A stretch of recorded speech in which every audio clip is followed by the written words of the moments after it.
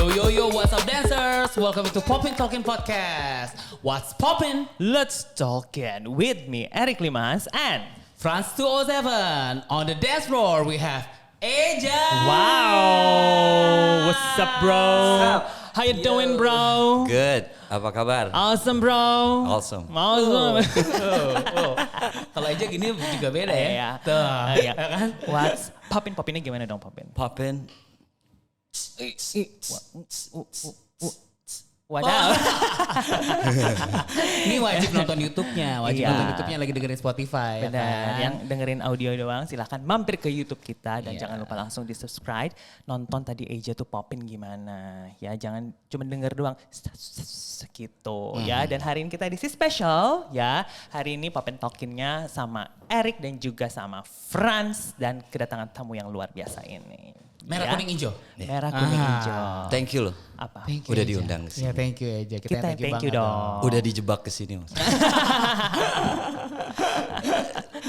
Yeay. Yes. Oke, kita hari ini mau cerita-cerita nih sama Eja. Bagaimana seorang Reza Muhammad memulai karir di dunia dance? Ini harus serius banget kayak gini gak sih? Gue kecewa deh. Emang muka gue Itu serius? gak kita banget, men. Come on. Loh, emang muka gue serius? Enggak kan? Enggak. Iya udah. Iya. Jadi kita pengen cerita, sharing ya kan tentang Eja nih. Makanya tadi aku nanya bagaimana seorang Reza Muhammad memilih dance itu sebagai karirnya Eja dalam waktu 30 detik dengan bahasa Mandarin. 这不仅仅我这次带嘛 into the pilata. Centela, cente. Sencimping ayah. Ya kan? Inilah tepuk tangan dulu. Gue suka banget tuh. Oke. Sebenarnya gue tuh tidak punya cita-cita jadi dancer. Gue pemain sepak bola. Oh, sama sih gue juga dulu. Iya kan? Pramugari dulu. Oh enggak, kayaknya waktu dulu gue lagi main bola, lo jadi pom-pom gitu. Ayo. Gitu. Enggak ya? Enggak. Anak gawang. Lo tau anak gawang gak sih? Enggak. Enggak, gue kasih tahu anak gawang tuh yang dia ada di pinggiran lapangan gitu. Terus? Standby, kalau bolanya out lo ambil terus lo lempar keluar gitu. Oh gitu. Ke dalam lapangan lagi. Ya. Aku waktu dulu seksi konsumsinya kebetulan. Oke. Gue gak ngerti bola. Iya gak ngerti ya. Jadi tuh gue nggak pernah punya cita-cita jadi penari. Oh. Biasa masa-masa kecil gue di tempat tinggal nyokap main bola banget kan. Terus ya udah pagi siang sore itu main terus sampai akhirnya gue itu sempat dapat beasiswa untuk di klub sepak bola. Karena saking jagonya gue pada saat itu. Gue masuk terus pas gue lagi masuk terus orang di lingkungan gue tuh di komplek rumah gue tuh kayak punya perkumpulan kegiatan anak muda Karang Taruna gitu loh. Terus ada salah satu kegiatannya adalah dance. Mereka bikin lah latihan seminggu tuh kalau nggak salah 3 kali. Kakak gue ikut. Oke. Kakak gue ikut nih. Nah karena mereka punya tempat latihan tuh di balai desa gitu ya. Kayak di kelurahan, kantor kelurahan gitu. Tapi kalau ada kegiatan tertentu jadi latihannya tuh ekstra dan latihannya di rumah. Oke. Yang which is gue jadi kayak sering ngelihat mereka latihan dance dong gitu. Dan menurut gue ini sports juga gitu. Jujing Kerakan dulu kan eranya koreo tarian-tarian old school tuh. Ya akhirnya gue pikir gue boleh deh ikut. Karena basically gue seneng banget olahraga. Gue ikut, singkat kata gue ketemulah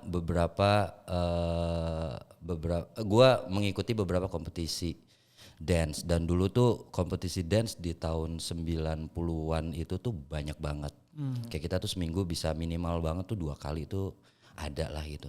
Kalau sekarang gue ngeliat kayak agak jarang gak sih? Iya. Dance competition? Ada sih. Tapi nggak seheboh Kalau dulu sekarang gitu. kan dance challenge. Iya. Ya kan, yang di sosial media, ya kan. Itu kayak adu nggak menter ketemu. kalau sekarang. Itu nggak ketemu, ya kan? Nggak kurang apa ya? Kurang. Iya. Gitu. Kita beda ya, Iya, vibe-nya tuh beda. Iya. Nah terus pas gue ikut beberapa dance competition, gue kayak ngeliat kok gue di beasiswa di sepak bola ini malah gue jarang kompetisi. Oh. Tapi di dance gue malah sering competition. Dan menurut nalar gue, segala sesuatu yang kita lakukan dengan menambah jam terbang itu akan lebih baik. Oke. Ya enggak sih, lu daripada di dalam ruangan terus, lu latihan terus tanpa lu competition. Menurut gue itu tidak akan mendapatkan progres yang lebih baik lah gitu. Akhirnya bermunculanlah kesempatan ketemu sama, ada dulu nama grup dance siapa gitu ya. Terus bertemulah ceritanya. Takut dicari di YouTube. Ya kan? Enggak, kalian maksud gua. Akhirnya kan kita sempat ketemu di dance competition kan, zaman dulu tuh lumayan sering gitu, terus kayak Iya ya. Iya. Waktu aku 5 SD ya. Aku TK. Zivong Zeus. Bener gak sih? Kita anak-anak TK semua kan. Ini nggak apa-apa kan kita? apa dong. Gue jadi takut lo melototin gue gitu deh. Gue takut guys. Gak apa-apa. Ini di rumahnya mereka, ntar besok kalau gue undang ke rumah gue Gantian nggak ada ampun tau gak. Iya. Iya, dan menurut gue kayak seru banget. Gue bisa ketemu musuh, bisa ketemu lawan di panggung, tapi di luar tuh sangat bersahabat gitu. Walaupun nggak semuanya gitu ya, ada yang kalau ngeliat yang begini. Oh wow, karena mungkin ini kejang. Mungkin ya. Apa kadang terus kalau pas Habis botox mungkin. Habisnya bener. pas gue tanya ya, setelah beberapa tahun gue tanya, kenapa sih kalian tuh dulu kalau ketemu kita di kompetisi kayak gitu ya, kita sama koreografer kita nggak boleh ngobrol sama tim lain gitu. Apalagi yang notabene-nya tuh saing gitulah. Oke, ya udah nggak apa-apa. Nah, mulai dari kompetisi itu ada satu kompetisi di stasiun TV yang itu jadi batu loncatan gua dan teman-teman untuk jadi ke professional dancers. Kompetisi itu cukup beken di eranya karena namanya juga bakal beken. Jadi gua pikir kalau bakal keren cukup keren. Kalau bakal cupu cukup cupu. So, Wingky Wiryawan, hostnya pada saat itu, dan nyokapnya Wingky itu punya dance company, Tut Dance Company itu. Akhirnya nyokapnya ngomong mungkin ke Wingky, Wing anak-anak itu tolong diundang ke tempat mama dong gitu. Akhirnya kita diaudisi di situ, ketemulah gue para senior dancer, mulai dari Tarina, Wendy, Ferdi, Kak Oman, dancer-dancernya Agnes yang zaman dulu gitu. Dan gue inget banget dulu Kak Oman sempat ngomong gini, gila lu masih berapa tahun? 14 tahun. Iya 15 tahun. 15 tahun udah nari gitu. Ntar ke depannya mau jadi apa kata dia. Nah, mana gue tahu, lu aja udah tua masih nari ya. Iya. Padahal kan kita ketemu dari masih TK di lomba kan ya. Terus dia kan udah tua ya. Dia, lo gede mau jadi apa? Mana gue tahu. Lalu sekarang udah tua masih nari.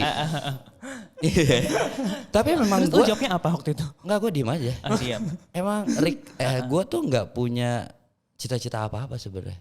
Gue tuh hopeless. Orangnya tuh Go with the flow. Gitu. Gue tuh kayak nggak punya cita-cita jadi apa-apa gitu. Sekolah juga gue nggak bener. Gue lulusan SMA doang. SMA juga udah bagus gue lulus. Karena lomba terus. Iya. Karena beasiswa bola segala macam. Iya. Kan? Gue kayak lebih anak lapangan gitu sih. Iya, jadi emang apa namanya, lu tuh lebih go with the flow tadi sama free flow. Iya, free flow itu kan suka banget ya kita. Nah, akhirnya gue lanjut di situ, ketemu kan kalau di dance industry biasanya lo event di sini ketemu penari siapa, akhirnya kita kenalan, terus kita diajak ngejob di tempatnya dia ya sampai sekarang lah. Sampai akhirnya tahun 2005 ya. 2005-2006 itu gue ketemu sama koreografer Agnes, gue ditawarin dia untuk audisi untuk masuk Nes in the Hood. Nes in the Hood itu adalah dancernya Agnes Monica, tim dancernya Agnes Monica yang dibentuk oleh manajemennya sendiri. Ya udah masuk ke situ sampai sekarang. Jadi kepala sekolahnya. Betul. Jadi sekarang gue menjabat sebagai penari dan juga kepala sekolah. Wow. Di Nes in the Hood dancer. Jangan main-main guys. Wow. Jadi di Nest in the Hood itu ada kepala sekolah, ada bendahara nggak sih? Aku bisa jadi sekretaris. Humas ada, sama seksi. Ada seksi rohani nggak? Ada. Itu udah butuh banget. Soalnya kan Iya. dunia kita kan glamour banget ya. Takutnya tuh anak-anak muda sekarang tuh jadi pada ke arah yang kurang baik gitu. Oh iya benar-benar. Jadi ntar di seksi ini ya. rohani. Iya. Kalau seksi banget? gua aja. Iya. Nah, Percaya kalau gue. percaya. Nah di Nesindot itu gue dapat banyak banget ilmu, gue dapat banyak banget kesempatan, gue dapat banyak banget teman.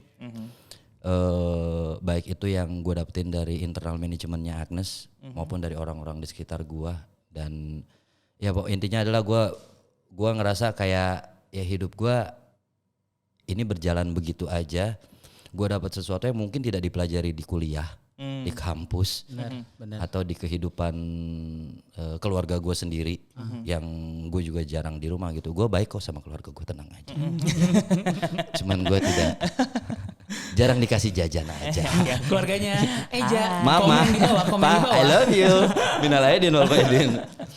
Iya, gue dapat banget kekeluargaannya di sana, dan gue diizinkan untuk membuka dance company sendiri. Iya, yang A-Move. A-Move. Sebenarnya itu dulu namanya P7.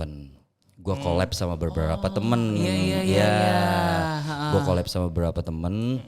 Akhirnya setelah berjalan, jadi kayak punya kesibukan masing-masing. Akhirnya gue pikir ya gue berdiri sendiri deh, I-Move gitu toh. Si anak-anak dari P7-nya yang memang mereka sering membantu gue pun oke, secara loyalitas, secara skill apa semuanya gitu. Udah satu frekuensi lah. Ya udah akhirnya berjalan sama mereka sampai sekarang. Jadi Agnesnya berjalan, I-Move-nya juga berjalan sebagai dance company ya. Gitu. Iya benar-benar. Berarti AJ itu sebagai foundernya lah ya. Founder. Gitu. Founder, Dari A-Move. owner, Wow. Koreografer juga. koreografer juga. Tapi gue lebih ke apa ya? Gue punya tim koreografer sendiri juga. Oh iya. Ya karena banyak banget sekarang Iya, benar-benar. koreografer bagus, dan kita udah seumuran gini kayaknya Sorry, seumuran siapa? seumuran saya maksudnya. Di Zoom bagian tadi. Seumuran gue tuh kayaknya sudah boleh lah harus melibatkan regenerasi. Iya, benar-benar. Mumpung masih bisa dipantau kan. Takutnya kalau kita udah nggak ke lokasi dan mereka in charge, nggak ada yang ngegebukin. Oh, wow. Kalau iya dong, kalau sekarang kan, bener, kok lu bener, telat, bener, bener. pok. Oh iya. Kok lu narinya bego, pok. Wah, bego. Kok kostumnya jelek, pok. Gitu. iya. Ntar 2-3 tahun mereka udah tahu harus seperti apa bisnis kita berjalan. Benar. Kita tinggalin gak apa-apa. Gitu deh. Wow, amazing. Jadi apa namanya dari dance pun AJ tuh bisa achieve sesuatu yang bisa dibilang kan profesinya juga banyak ya. Gitu nggak cuma dancer doang. Dan sekarang lu juga apa namanya owner juga punya dance company. Yeah. And then you have to manage juga kan gitu kan. Dan dari situ justru karena belajar dance lah lo bisa nge-build kayak begitu ya. Iya. Wow. Karena gue justru ngelihat kayak, aduh ini agak-agak dalam nih buat gue. Kita sebenarnya dilahirkan oleh siapapun dan ditempatkan di manapun dengan apa yang jadi tanggung jawab kita. Sebenarnya itu semua adalah ada pesannya yang mau yang harus kita sampaikan sih. Ya kita mau di kantoran atau kita sebagai ya kayak Frans sama Erik sekarang gitu, ya pasti kan ada sesuatu yang diharapkan bisa berguna untuk orang lain dan sekitar dan untuk diri sendiri gitu. Dan gue pikir pengalaman yang kita dapetin di dunia dance ini ya bukan cuman masalah lu bisa nari apa enggak sih gitu, tapi apakah lu bisa men-treat teman-teman lu yang mereka adalah penari-penari lu atau mereka adalah pegawai-pegawai lu sebagai sahabat. Gimana cara kita bicara mengenai kehidupan sosial, agama, baik buruk, kenapa nggak dituangin di situ gitu. Jadi buat gua kayak nari bukan cuman lu datang latihan and then lu show and then lu pulang. Terus kalaupun lu nongkrong lu ngobrolnya tentang nari doang, menurut gua enggak sih. Menurut gua kayak Rick, besok tuh bisnis apa sih tahun depan kira-kira yang lagi oke. Frans, sekarang tuh kondisi negara kita lagi kayak gini nih, kenapa sih? Ya kita bisa ngobrol anything kan sebenarnya. Dan gue kayak ngerasa dengan gue punya pimpinan, dengan gue punya atasan, dengan gue punya bawahan, gue jadi punya kesempatan untuk belajar menjadi seorang pemimpin, dan gue tetap harus ingat kalau gue adalah bawahan yang terus harus belajar gitu. Iya, benar. Ya ampun, ini bukan Eja, Bukan. Reza Muhammad. Iya. Ya ampun, ternyata Eja itu serius banget ya. Serius. kayak gini ya. Tadi malam tuh gue baru ngamuk loh di meeting. Oh ya? Iya. Ngamuk apa? Gara-gara gini, kita lagi meeting nih. Kita mau bikin workshop jam berapa? Jam 6. Oke, kita bikin jam 6. Terus ada yang ngomong kayak gini nyeletuk ke gue, panitia. Iya. Tim panitia. Tapi Kak, kita bisa lah ngaret-ngaret dikit 15 menit. Enggak ada, gue bilang. Biasanya kan terjadi gitu. Jangan pernah kita yang mengikuti kebegoan orang lain. Wow. Itu namanya kita downgrade. Kita downgrade diri kita sendiri dan kita membenarkan dia melakukan itu. Iya. Artinya pada saat kita udah punya kesempatan untuk menjadi seorang decision maker, lu harus jadi itu. Iya benar. Pada saat lu jadi decision maker, lu nggak perlu mengikuti apa yang biasa dilakukan sama orang itu, dan itu menurut kita kurang bagus. Masalah disiplin waktu. Di sini biasanya kalau mulai jam 6 jadi 6:30. Oke, mungkin kalau lu jadi tamu terserah deh. Cuman pada saat lu jadi yang harus pelaksana lu nggak boleh kayak gitu. Justru kesempatan kita untuk bikin semuanya jadi baik. Karena gue udah paling sebel banget kalau ada orang ngomong kayak gini. Orang Indonesia tuh nggak on time ya. Gitu. Giliran ada orang luar kesini, terus kita tuh kayak berusaha keras mengikuti cara kerjanya dia. Karena lu salah, lu tuh udah dari awal itu membiasakan diri lu tuh males-malesan. Iya, dengan culture seperti itu. Iya, sebenarnya kalau lu sudah men-treat diri lu terhadap semua orang, lu tidak akan merasa jadi berusaha keras pada saat lu ketemu orang, notabene orang luar yang kerja sama-sama kita, harus bangun pagi, harus datang setengah jam sebelumnya atau 1 jam gitu. Lu nggak perlu bersusah payah kayak gitu, dan itu capek menurut gua. Bener. Harus jadi lifestyle, harus jadi kebiasaan. Nah makanya itu balik lagi ke awal, dunia kita ini sebenarnya dunia yang sangat dinamis, yang kita bisa ngelakuin apapun di dunia kita itu. Iya benar. Dan lu juga jadi, kita tuh jadi belajar banyak hal. Banget. Ya kan, jadi lu mau jadi ini bisa ya. Ya kan. Tapi betul loh, itu jadi di luar kalau kita ngeliat Eja tuh kan kayak ria gitu, meriah gitu kan gitu. Jadi kita sempet dance walk show bareng ya. Iya. Eja nih ya kalau latihan itu semua tuh serba bukan on time tapi in time. Jadi kayak misalnya janji jam 1, dari sebelumnya tuh udah nyampe dulu gitu, udah rapi dulu gitu. Iya. Jadi kayak maksudnya kalau misalnya ngelihat kayak keriaan seorang Eja tuh bener sih ada kayak disiplin kayak begitu sih. Dengar semuanya nih ya. Jadi ngegas. Mau curhat. Iya, tapi emang bener sih ya. Iya enggak sih, kayaknya perlu banget gitu ya. Iya, soalnya kalau gue lihat gini ya, someday lo akan perlu ini kok. Nih sekarang lo nggak peduli sama disiplin. Someday lo akan perlu orang untuk disiplin pada saat lo jadi seorang pemimpin. Pada saat lo dipercaya bertanggung jawab, lo membutuhkan itu. Lo akan pusing sendiri. Kalau lo bikin event jam 7, orang datang jam 8, lo pusing.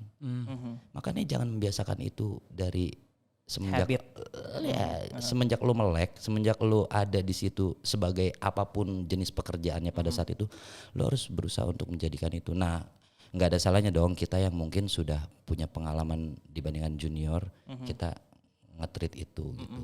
Jadi itu masalah apa ya? Itu sesuatu yang bisa yang berasa banget di gua sih. Masalah disiplin, masalah kerja itu, yang namanya kerja keras itu kayak gimana sih? Kerja keras itu bukan kerja yang capek doang. Tapi kerja keras sebenarnya lo bisa menghabiskan waktu yang lama di situ, tapi itu tuh semua tuh ada manfaatnya. Percuma lo di situ menghabiskan waktu misalkan pada saat lagi GR gitu, bisa 4-5 jam, tapi lo cuma tidur. Nanti pas lagi dipanggil ke panggung, lo ke panggung. Kalau gue sih ngeliatin kru lagi pada beberes. Gue sih ngeliatin teman-teman floor director lagi ngerapihin stage blocking orang lain. Kalau gue ngeliat orang-orang kreatifnya lagi tetek bengek ribet segala macam. Karena menurut gue, lo kapan lo bisa dapetin kesempatan ngelihat pengalaman itu? Benar. Kuliah lo enggak.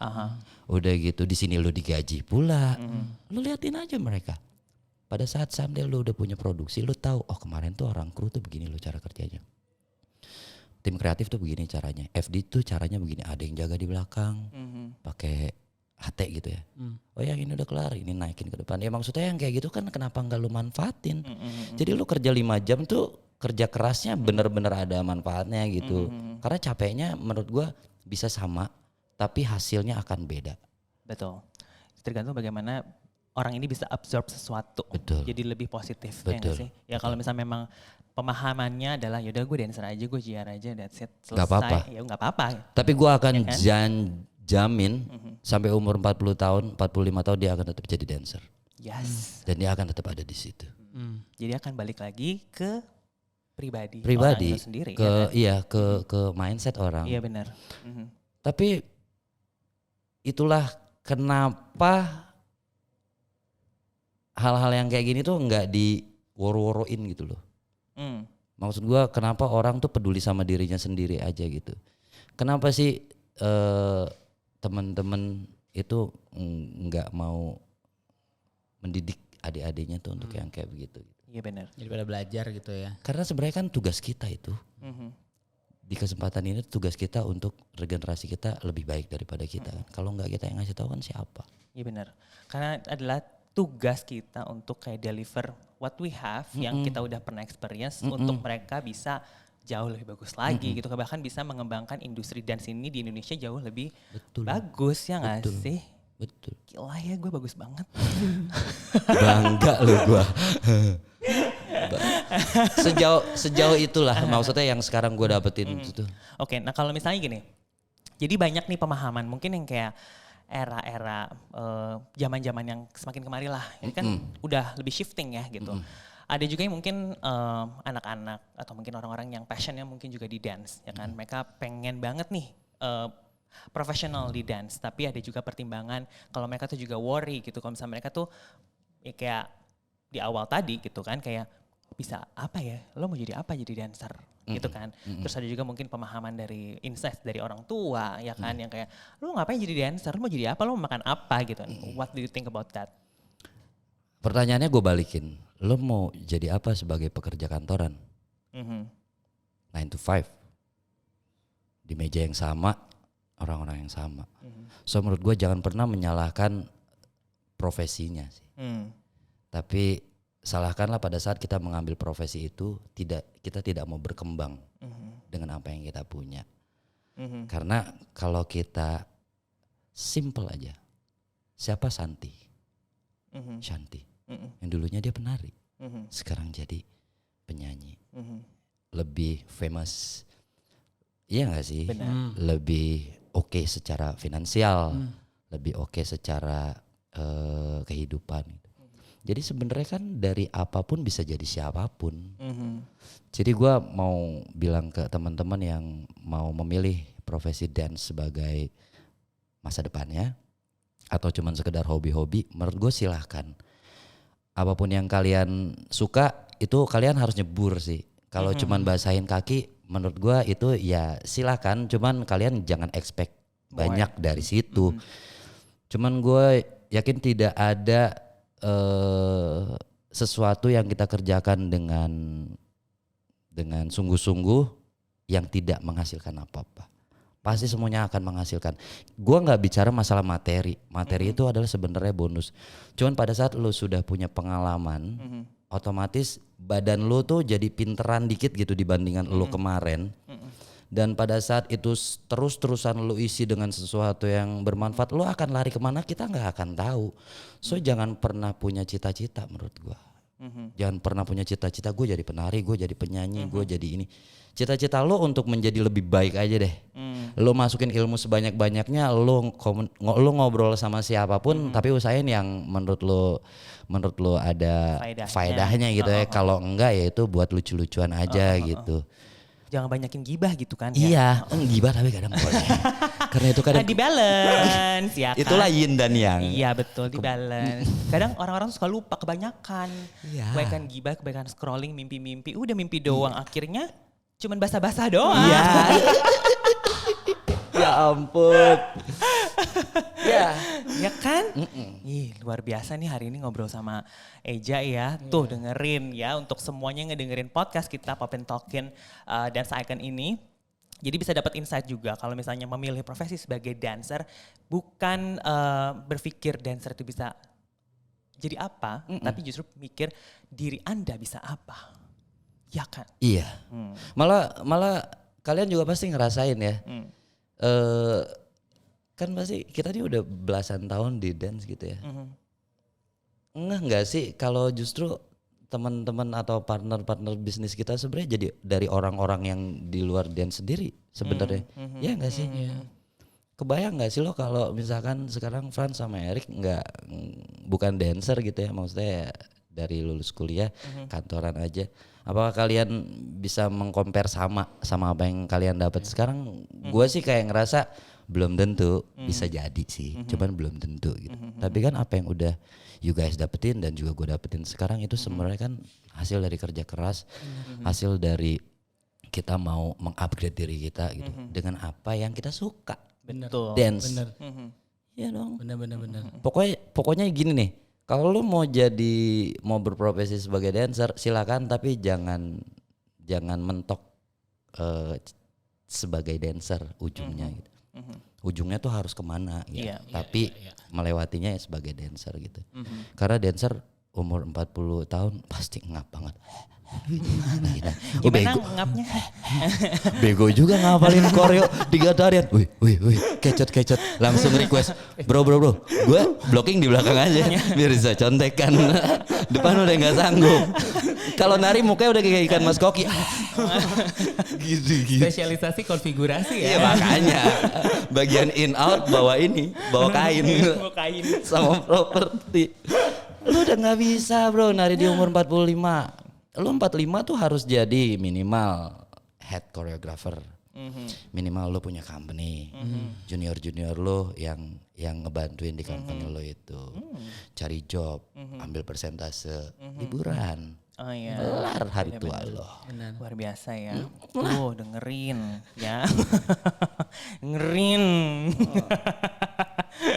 Oke deh, luar biasa. Thank you so much Eja for sharing. Hah? Kan kita mau buat ada berapa belas episode nih kita. Kan kita mau ganti baju dulu. Oh ganti baju. Next ya langsung ya. Iya, tapi langsung. Lu pakai baju merah gue.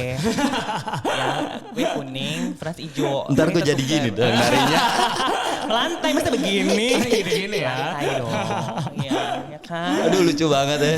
Oh my god. Gue seneng banget loh. Apa? Thank you ya udah Thank you, diundang Eja. sini Thank Frans, you, Erik. thank Oh my you, god. thank you. Sukses terus Eja dan keluarga. Sama-sama. Sehat terus. Amin. Kita tunggu update-update terbaru dan kolaborasi selanjutnya. Yeah. Ya kan? Yeah. So dancers, thank you so much ya. Kalau misalnya ada feedback, ada input, very welcome to DM us dan please follow our social media. Ada di Instagram, ada di TikTok, ada di Thriller dan kita ketemu lagi in the next episode of Popin Talkin. Yay! Yo! See you!